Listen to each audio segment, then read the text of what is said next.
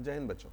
हमारे पास इस क्वेश्चन में बोल रहा है एक पैरेलल प्लेट कैपेसिटर है जिसका कैपेसिटेंस 14 पिको फैराड है एंड ये कनेक्टेड है पोटेंशियल V से।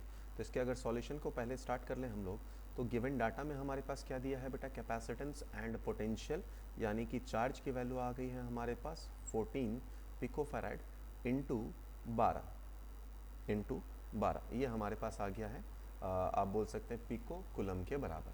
ठीक है, अच्छा उसके बाद between its plates the charging battery is now disconnected. अगर बैटरी डिसकनेक्टेड होगा तो क्या हो जाएगा बेटा, हमारे पास चार्ज कांस्टेंट होगा। ये बात हमें पता होनी चाहिए कि बैटरी अगर डिसकनेक्ट हो गया है तो इसका मतलब क्या है, हमारे पास चार्ज कांस्टेंट है। फिर पर्सनल प्लेट है हमारे पास जिसकी के की वैल्यू 7 दी गई है, मतलब हमारे पास कोई डायलैक्ट्रिक कांस्टेंट है जिसकी डायलैक्ट्रिक कांस्टेंट की value k is equal to 7 दिए गए हैं। Inserted within the plates and then plate would oscillate back and forth between this plate. ठीक है, तो इसका मतलब क्या हुआ, हमारे पास जो कैपेसिटर का प्लेट था ये पहले, अब इसके अंदर एक हमारे पास डाइलेक्ट्रिक का प्लेट को इंसर्ट किया गया है।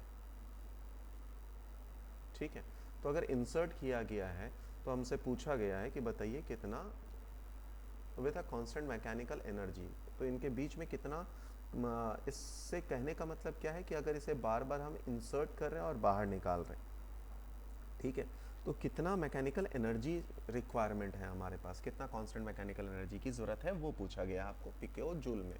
ठीक है, तो देख बेटा, हमारे पास जब ये कैपेसिटर बाहर रहेगा, वर्क डन चाहिए आपको, है ना, वर्क चाहिए हमारे पास।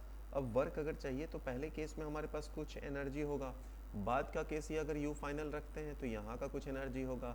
जितना डिफरेंस इन एनर्जी होने वाला है वही तो वर्क रिक्वायरमेंट की ज़रूरत है।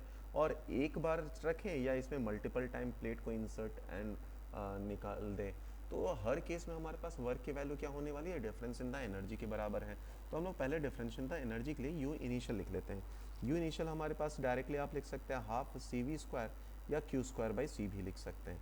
तो यहाँ से अगर लिख दिया तो ये आया हाफ इंटू 14 इंटू 12 का स्क्वायर, यानी कि आया 7 इंटू 12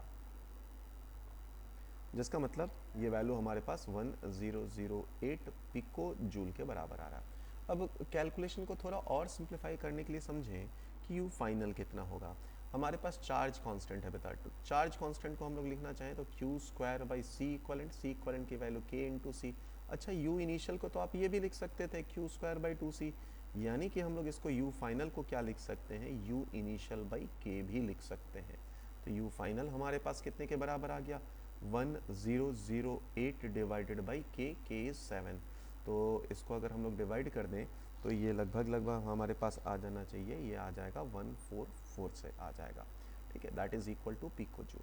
तो जो कांस्टेंट एनर्जी या एनर्जी रिक्वायरमेंट है हमारे पास, वो कितना आ जाएगा बेटा, वो हमारे पास आएगा you initial minus you final, यानी कि ये आ जाएगा 1008 माइनस 144, जिसका मतलब है इसको आप सिंप्लीफाई करें तो ये वैल्यू आ जाएगी हमारे पास 864 पिको जूल के बराबर। ये हो गया हमारा आंसर।